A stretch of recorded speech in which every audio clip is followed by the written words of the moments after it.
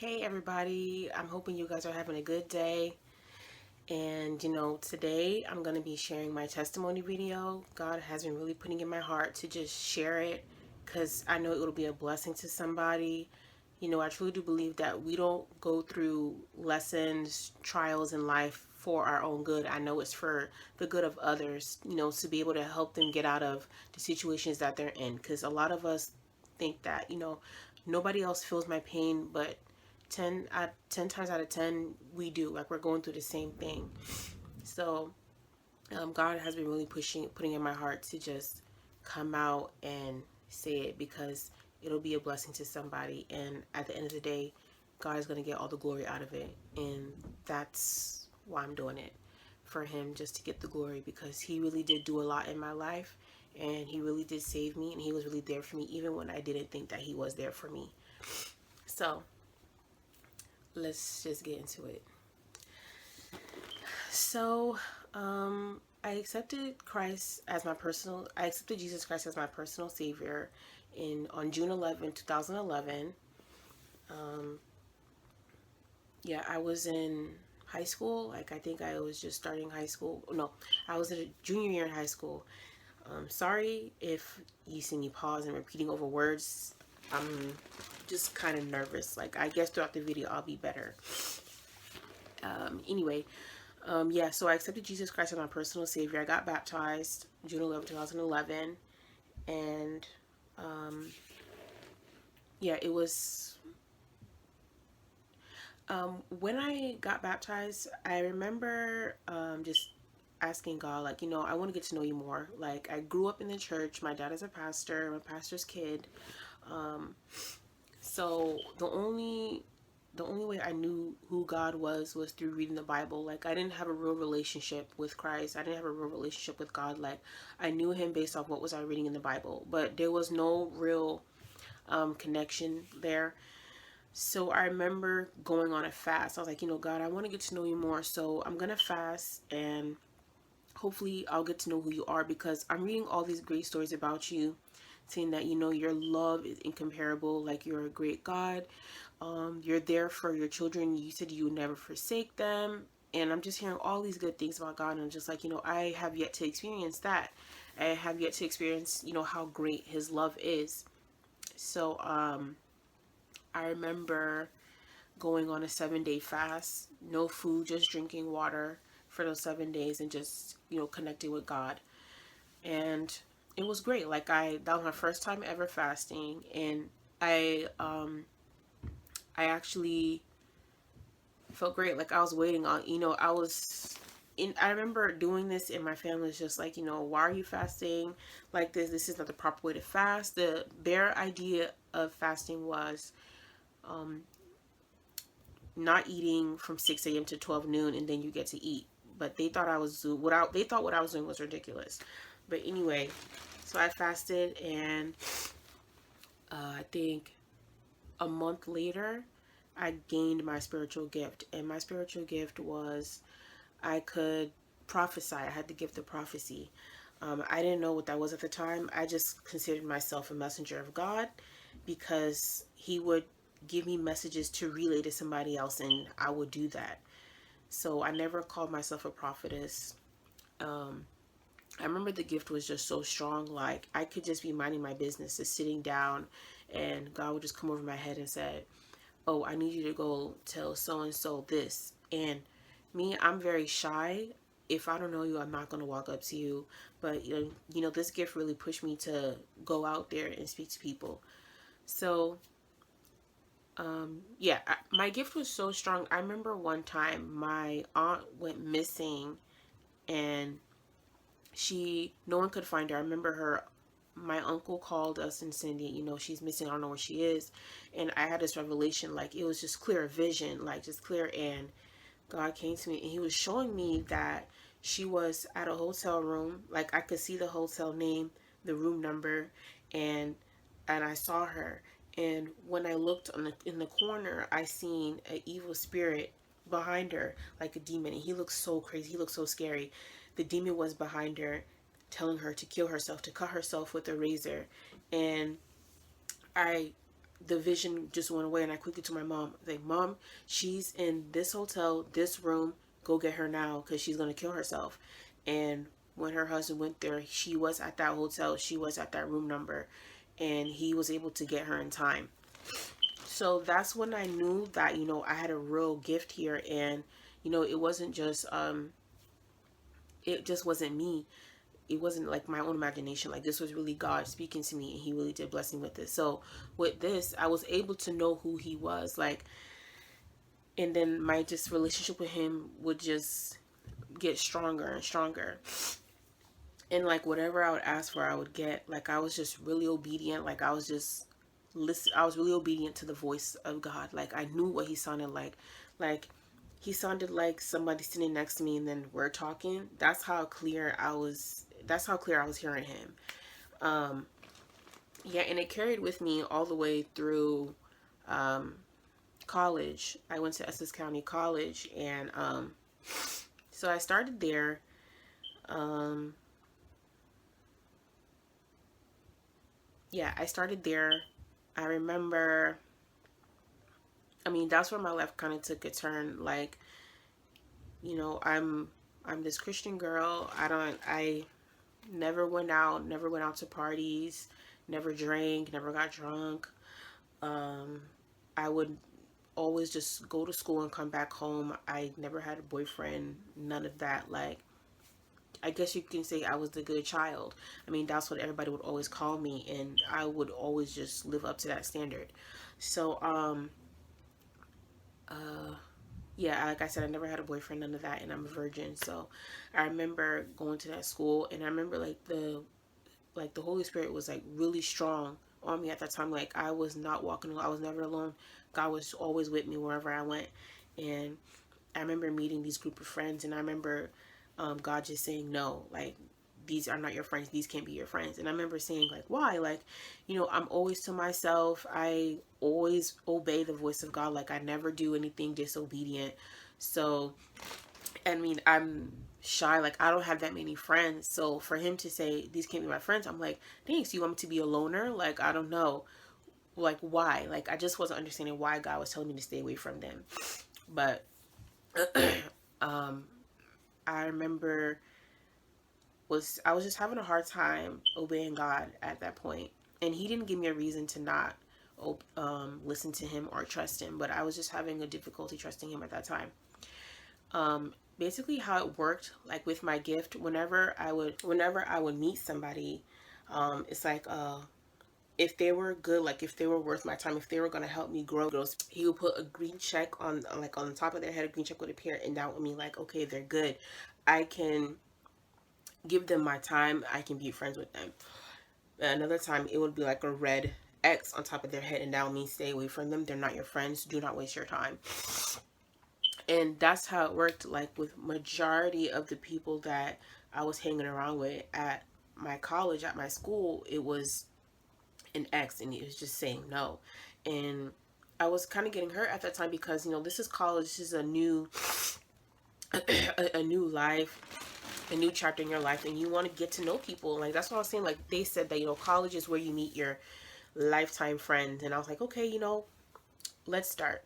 Because in high school, I didn't really associate myself with a lot of people. So I was like, let me do something different. So that's kind of where I went wrong. And I remember, yeah, so that's the school where I met my first love, someone that I really loved. And I remember God was just saying, no, you can't be with him. And at this point, I thought I was like really high, really powerful because of the gift that God gave me. Like, I felt really invincible. I felt like I was the ish because I could hear God. Whatever I asked for, He gave it to me. Whenever He would tell me something, I would do it. Like, I could basically read people's mind. I can read what's going on with them. I can see them spiritually. I can see what's bothering them spiritually.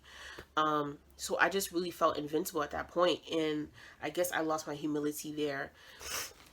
And I forgot that, it is God who gave me that gift. God is truly powerful. Like, I can't change anybody. And that's where I went wrong.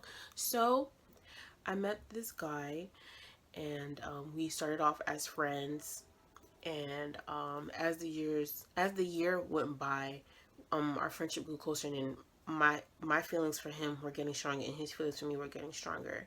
And then we didn't really enter, we just started talking. And me, this is like how I pictured it. I thought that you start to talk to somebody for 2 weeks and then you enter a relationship. That's just how I was raised. Like, mind you, I never had a boyfriend. I don't know anything about relationships. I just felt like, my parents said that when you enter college, that's when you're able to date, and that's when you can get a boyfriend to me so he can be your husband. So, I felt like I was ready for that because I've never been with anybody my whole life. So I felt like that was him. I felt like he was the one. So, well, let me backtrack. I actually met someone first and we dated for 2 weeks and then we broke up because he was just really controlling. He was telling me to leave my group of friends. And mind you, first of all, God was telling me to leave those friends and I wasn't trying to do that. And then he was telling me to leave those group of friends and I was like, I don't want to give up my friends or my clique. And yeah, so we ended up calling it quits in 2 weeks. So then I met this guy, my friend that, I just told you. So we started talking. This relationship was very toxic. It started off really toxic. And yeah, so basically I'll just give you a little rundown what happened. Um, I remember talking to him, like we were talking to someone before we was getting to know each other. And I was like, you're pursuing me a lot. Like, you're not stopping. You're very consistent in like what you want. Like, you're saying that you really want me. And I've never felt that before. Like, no one has ever pursued me as hard as he did. So I thought that, he really loved me. So I was like, wow, like I never experienced this before. So, let me just give him a try. Cause I don't know, like I really liked him. Like, I was head over heels for him and he was too. Like, at least that's what he was giving me. So I remember we were talking and he said, so I was just basically explaining how, I was a virgin and I didn't want to give up anything until I was married. And I remember him saying, oh, well, I can't be in a relationship without sex. So immediately my spirit was fighting me and was just saying, no, let it go, move on. But at the same time, I was just like, I don't want to jeopardize my purity. I don't want to just give it away. But at the same time, I was like, I really like him and he really loves me because he's really pursuing me. So I was like, I'm just gonna give him a try. Hopefully I can change his mind of what he wants. So I was just like, okay, I mean, I guess we'll talk about that later. Because, and I was saying, like, maybe we can compromise, but you'll see how that plays out. Anyway, so we're talking, no title yet, and we fell into some sexually immoral things with him. And I remember just feeling like I just basically started to lower my standards and do whatever that he wanted just so he could see that, I'm worth it and that we can go very long. Like, I wanted that relationship title so much, so bad. Like, I wanted the boyfriend girlfriend title so bad. And I basically just wanted an excuse to say, to explain why I was doing the things that I was doing. I really did not agree with the things that we were doing. I didn't want to do it, but I did it to show him that, I really liked him and that I really wanted this to work. So, yeah, um, so the more and more we stayed in the situationship, the more and more I would just lose myself and I just wouldn't hear God because of the acts that I was committing. And, um, yeah, and there was an incident that occurred that kind of just took a turn. Like, that's where my life took a turn. And I'm gonna play that video right now. Away. So I didn't have no phone during that period. And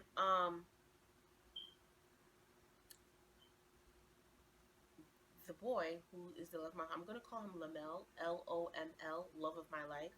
Okay, so um Lamel, I was just using my house phone to call Lamel. I'm like, Lamel, I talked to him, whatever. He was like, hey, you should come over to a kickback at a friend's house that they're at, and I was like, I don't know, I don't do kickbacks. I never went anywhere with a guy by myself. I don't do that. Mm-mm-mm.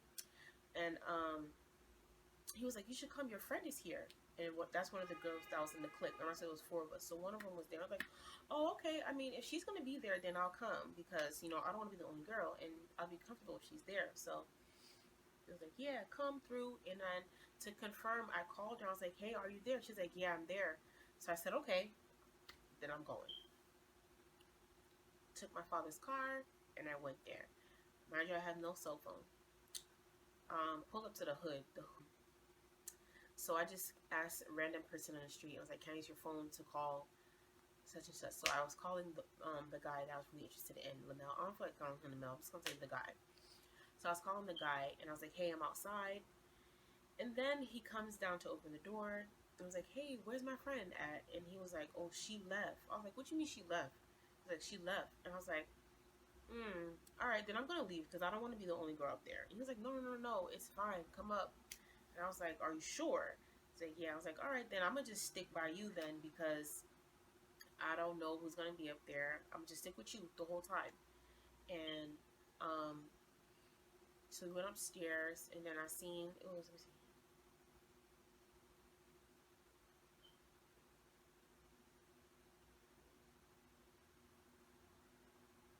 So there's four guys up there, excluding the guy that I walked upstairs with. And they were my friends, except for one. They were my friends, and I was like, oh, okay, this not too bad then. But the whole time the Holy Spirit was saying, you need to get out. You can't be there. And I was just like, God, you always trying to ruin the fun for me. Like, you always trying to ruin the fun. And I'm like, like, nothing's going to happen. You're here with me. Like, we're good. But I should have listened, and I should have just left, honestly.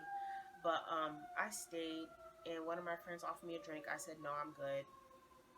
I'm just standing in the corner. And then, mind you, I really, really like this guy. We're at this kickback. Half of the friends are playing video games. So me and this guy, like, we go somewhere in the house, and we're just talking, and then we make out. And he was trying to get some. And y'all know what I mean by that. And I wasn't gonna allow that to happen. So I was telling him no. So he got mad, and then I heard his phone ring, and then he went to go answer his phone outside. First of all, let me be honest. Let me backtrack. Okay. Where we was at, where we was making out, we had closed the door. Lights were turned off. I don't know why the lights were turned off, but he turned off the lights, set in the mood, I guess. And then while we were making out, somebody came in and was trying to come inside. I was like, first of all, no. What are you doing here? And yeah, I said, what are you doing here? And then I said, no, tell your friend to get out. Why is he in here? And then he made his friend get out. And then, damn, I should have known. And then, I was like, that's really weird. I said, are we okay here? And he's like, yeah. And then I was like, okay. And he was making out. And then he got mad once he found out I wasn't going to give him what he wanted. His phone rang, and he said he got to go take this call outside. It's his uncle. So I said, okay. He said to stay there. So, I'm waiting for him. And then the lights is on. And then somebody comes in and turns off the light. And I'm like, yo, what is going on? I call his name, and it wasn't him. The guy, by the way. I called his name, and it wasn't him. And so I'm going to go turn on the light, and then he pushes, whoever's in the room pushes me back inside. And I'm like, yo, what's going on here? And then as I go to open the door, another person comes inside and pushes me back. And then this was in the bathroom. And then so it's two of them against me. And then they're like, yo, relax. I'm like, no. I can see one ripping open a gold wrapper, and then I realized, oh, okay, now I see what that is and what's going on here. And I'm like, nah, I'm not with it. So I'm telling them, no, let me go. And they're saying, no, relax. And they're pulling me in full force. So I was like, I don't got time to cry or be scared. I'm fighting back. So I was fighting them. I reached close to the door, one hand at the door, one of my hand is outside the door, and my other leg is out the door. They're pulling my leg and my arm to go back inside, basically like this, and they're pulling me to go back inside, and I'm screaming at this point. I'm saying no, no, no, not relax, relax. I'm like no, and I fought my way out. I fought my way out. Okay, and I ran to outside the door, and I'm looking for the guy. I was like, where is he? And they were laughing at me. Like everybody in the house was laughing at me, and they was like, "Yo, she a little baby or whatnot, whatever." Is he? And mind you, I got these other people laughing, so I don't have time to be panicking. So I'm like, so I do a nervous laugh, and I'm like, just like, "Yo, you really trying to run away?" I was like, "Yeah," and I just try to play it off cool. Cause I was like, "Yo, I need to get out of here. Like, I don't want to be sad or them." They was like, "Yo, just look at her. She gonna call the police." And I was like, "No, I'm not. I'm not gonna call the police." And mind you, I'm scared. I'm scared to death at this point. I'm scared to death. And the guy finally pops up and he's like, "Yo, what's going on? What's going on?" Like he's acting like he's saying what's going on. And I'm looking at him. And something in my head is saying that he not. This is not really him. Like he's not really acting concerned. So I didn't pay no mind. I'm like, "Can we go? Okay, I want to go home right now." And one of them was like, "Yeah, take her home. Like this past her bedtime." And I didn't care. I was like, I just want to leave. Like, I don't. I'm trying to process what just happened. So, I go downstairs and I told him. He's like, "Yo, what's going on?" And I said, "Your boys tried." I said, "Your friends tried to rape me inside," and he was like, "Nah, it's not possible." I said, "Yes, they did." And I explained to him what happened. He was like, He skipped. He didn't care about what I was saying. He was more concerned about why why I didn't sleep with him. And I was just shocked at that point when he asked me that. And I was like, I'm going home. And he said, "Please call me when you get home." I'm driving home, and I'm just really trying to process what just happened. Like, I thought this boy really cared about me. I told him what just happened, and he didn't even care. Um, yeah. So after that whole incident, um, I just didn't know who to go to. I didn't know who to tell. Like, I couldn't tell my family because they didn't know that I was doing such activities. I didn't want them to think that like I was involved with a guy. So I kind of just held it in. Like, and I remember I didn't have anybody to talk to, and the only person I would like I gave myself to, I felt like I grew had a really good connection with, was with him. So I ended up going back to him, and I ended up talking to him, and you know, being, I guess, the side chick, just being there because I had already gave myself to him. I lost my virginity to him. I became one with him, and me, my motto was the first person I give myself to is my husband, and it's gonna be and no one else. So I was determined to have him be my husband, and I was determined for us to be married. So I was like, I'll go through all this hard trouble for him. I just want him to see that I'm very loyal and I love him, like I would write for him. And I used to take a lot of abuse from him, like mental, verbal abuse. And I would just like be passive because I already gave up. I felt like I gave up the most important thing, which was my virginity. I gave it up. And, I didn't think that God wanted anything else with me. I thought he already washed his hands with me because I was disobeying him. I didn't listen to what he was saying. I just overlooked everything that he was saying. Like I basically just closed my ear from God. Like I had already jeopardized my relationship with Christ for this guy. In that I lost myself. I was hurting myself, and I would just, in every time I would try to change him, fix him, it would just always backfire. Like I was the one who's getting hurt back to back. Um, it just wasn't working for me. Um, and, yeah, it was just I was really going through a really tough time in my life. I didn't know who to go to, who to talk to. I just felt like, and I remember I was still asking him, can we be in a relationship? No, it didn't happen. He's just saying, no, like, I'm chilling right now. I like you, but I'm not ready for a relationship. And I remember just feeling sick to myself, sick to my stomach. I remember one time I was just saying, what if we don't work out? What if my future kids ask me, oh, mom, how did you, who did you give your virginity to? And then the fact that I would have to say, oh, some guy that I was talking to, like, I wasn't trying to settle for that. So, I was determined to have him be in a relationship. So I said, God, I know that you did not approve of this the first time that you told me this, but I can't see myself being with anybody else because I already gave away the most important thing. So I said, I'm just going to suffer and stay in this relationship. Well, situationship. I'm just going to stay, and also if I suffer, I can take the hits, I can take the abuse, I can take the degrading, all that. I'll take it. I don't care. And God was still telling me no. And I remember um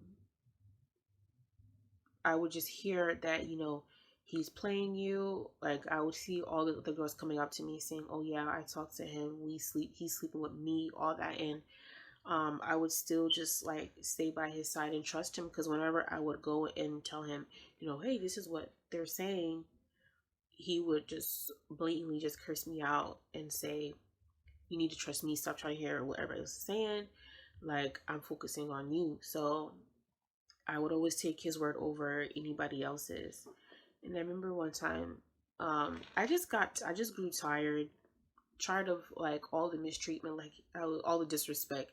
And this is something that I never experienced before. And I remember I was just like, I'm not gonna force the relationship thing on him anymore. I'm just gonna walk away. So I remember I just stopped talking, I stopped forcing it, and I cut him off. And um, I went back to God. I just started praying, praying, praying. And I remember just feeling so disgusting because I just was so ashamed. And I was just so ashamed because I had blatantly disrespected God. I put him on the back burner for him. And then to find out that it backfired, I was just like, I don't know who else to go to but God. So I went back to God. I prayed. I remember I tried to fast. I couldn't even fast. I remember I um I remember I was just going really hard for God at that point. I was going really hard for God, and um I remember on September 8th, 2015, 2016, sorry, in 2016, I I had a dream, or had a revelation. In my dream, I saw, actually, I'm going to put the, I had a revelation, a dream. I had a dream, and Jesus came to me. Um, I remember seeing him. This story is actually on my Facebook. Okay, whenever God told me to say something or tell the people, I would. So if you have it on Facebook, you'll see it. But I remember looking up, and I see a gold face with a gold crown on the head. I see a face but in gold. It was so bright I couldn't see, but I know I could see the features. I could see the eyes. I could see the nose. I could see the lips. And he had a crown on his head, and he called my name, and I quickly fell on my knees. And I started crying. I said, God, I'm not worthy to see you. I'm not worthy. I am so undeserving. I'm not worthy. And he said, it's okay. It's okay. He said, I just want you to know that through every trial and tribulation that you go through, I will be there. I am there. That's what he said. Through every trial and tribulation, I am there with you. That's what he said. And I remember I started crying. I said, God, I'm not worthy. And that's what he said. And then, whoop, my eyes opened, and that was it. And let me tell you something. Through every trial and tribulation that I've been through, he has been there. He hasn't turned back from his word. He was always there. And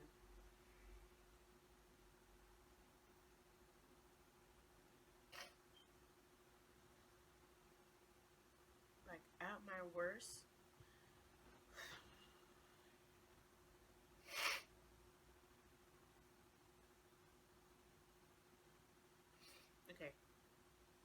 even at my worst,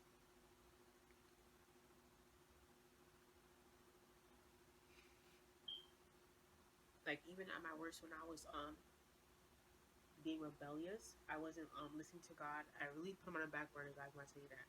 Like I really gave my full attention and love and everything on that one guy.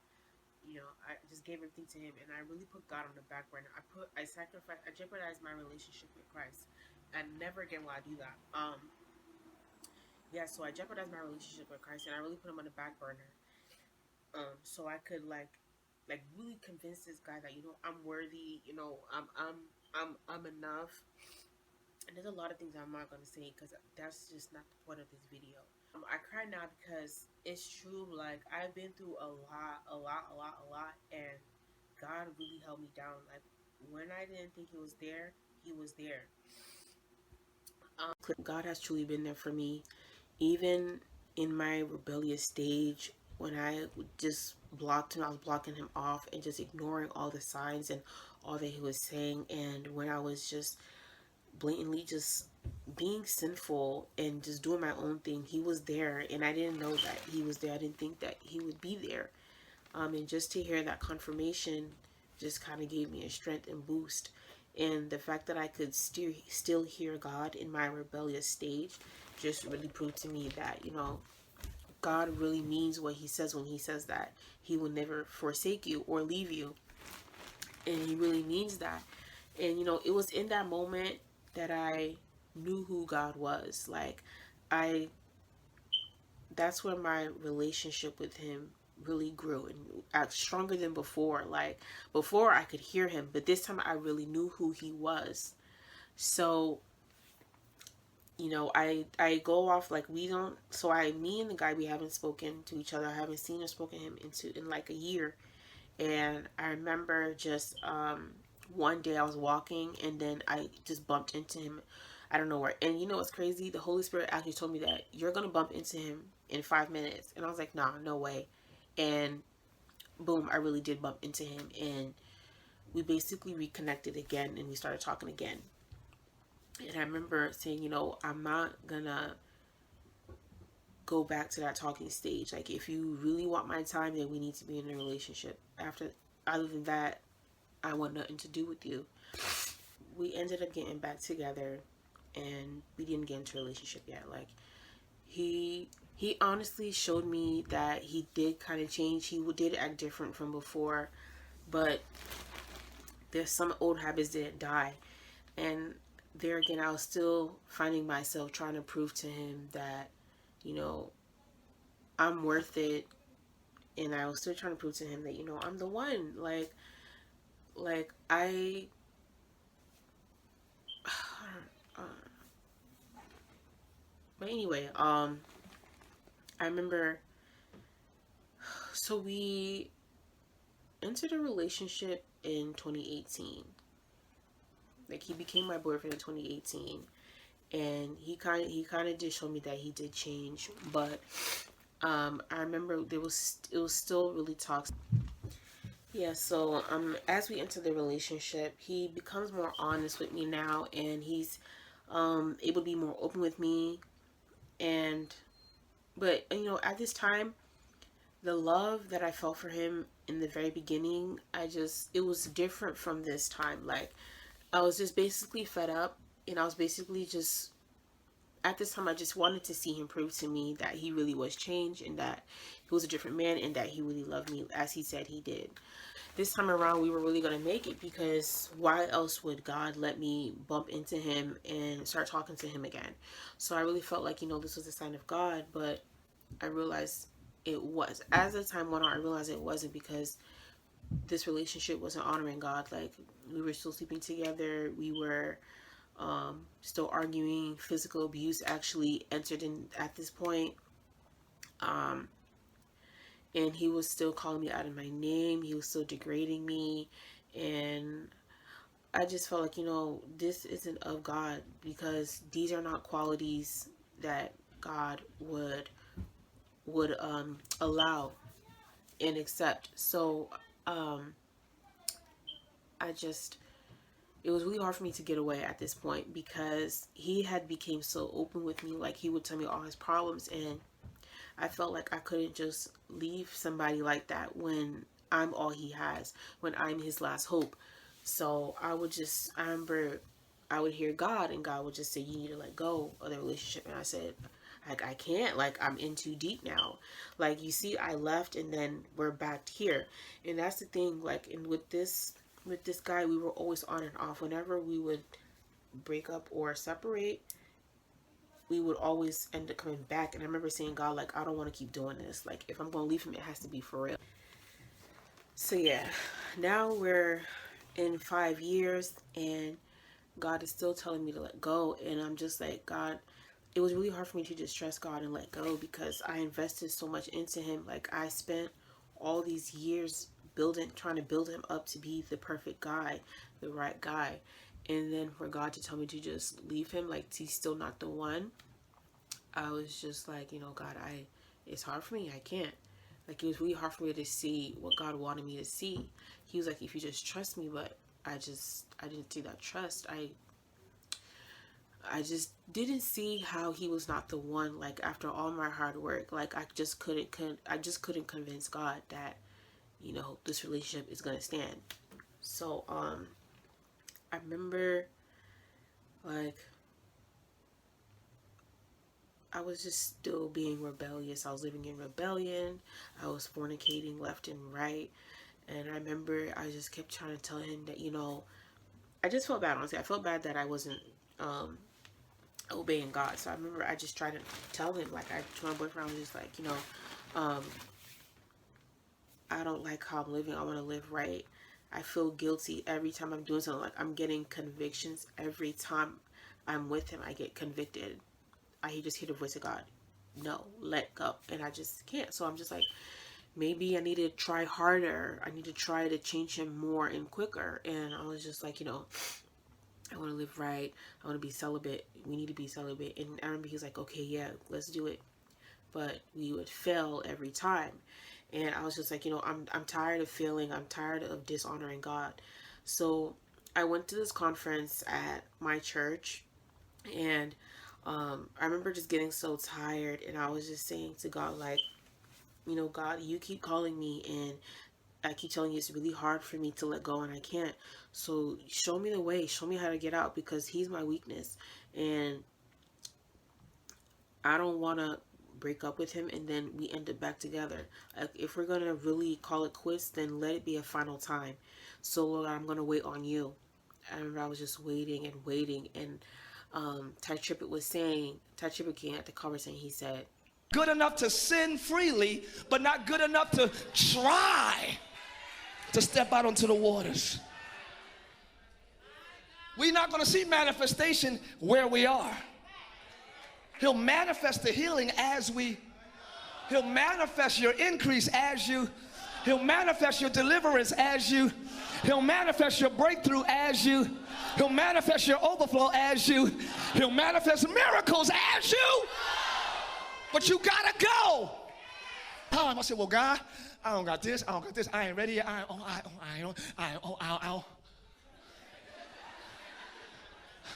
He says, you think I didn't calculate all that when I called you? He says, as you go, I'll perfect those insecurities. Come on, y'all. As you go, I'll clean your filth. Y'all not with me? As you go, I'll bring the wisdom you need. The wisdom you need is not where you are, it's in your next step. And y'all sitting in the same spot wondering why you're confused. Lift up your leg and bust a move. I was like, okay, that's just confirmation, because I'm over here just sitting here thinking that God is going to do something, just break us up magically. But no, like, I had to actually get up there, do some work. So I would pray. I prayed, I fasted, and I was just talking to God. I was like, God, show me what to do. Like, what do I need to do because, I'm at this point where I just want to obey you. I just want to hear you. Like, I don't care at this point. Like, I'll give up anything just to be in your presence again. He texted me, and that whole week I was avoiding him because I was like, I don't want to fail God. So I remember I was like, God, I can't do this. This is just too hard for me. And I was like, I failed. And he said, I got you. God literally said, I got you. And he allowed my boyfriend to speak. And as the conversation kept going, we just called it quits. And I said, okay, God, I give the relationship to you now. And I remember feeling a sense of peace. Cause I remember before, in the beginning, every time I would try to call it quits, my heart would literally shred into pieces. But this time, I felt peace. And that was one thing that I told God. I said, God, I just want peace, because I know as soon as I call it quits, I'm going to be so depressed. I know I'm not going to be able to function well. And the heartbreak is going to be actually really painful physically. But this time around, it was good. Like, I felt happy. Like, my joy was restored, my happiness was restored. And I just kept praising God. And now, like, I can literally hear God more clear. um Spiritually, like, I get spiritual dreams now. And God, I remember getting a text from him, and he was just putting all the guilt on me, basically saying that how I led him so deep when I knew that the relationship was going to last. And I remember saying that, God, I don't deserve anybody now after what I just did. Like, I just gave him so much heartbreak. And I was just saying, God, how can I ever forgive myself? But God was just saying, don't worry. What you need to do is block him everywhere. And I was just saying, like, God, that's really hard. Like, the breakup was hard enough on him and on me. And I don't want to kill him even more by blocking him off. But he said, trust me, you need to do it. And um, I was just like, okay, like, God clearly can see what I can't see. So I'm just going to trust him. And, I blocked him. Some days I would just feel bad because I invested 5 years of my life trying to change this person to be who I want him to be, and God is just still saying no, he's not the one. So it was really hard for me to move on.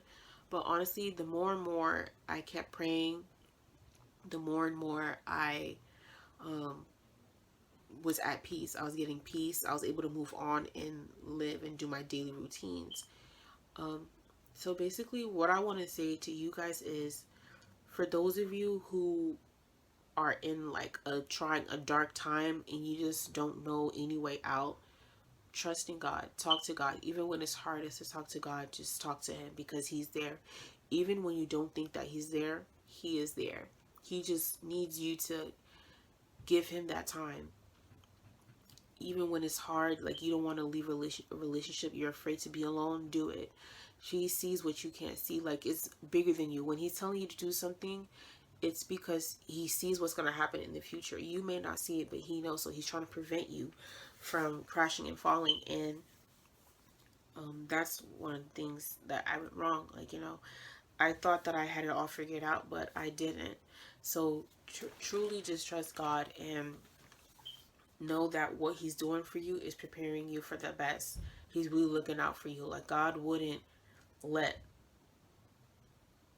God wouldn't let you go through what you're going through for no reason. That's how I look at it. Um, what else can I say?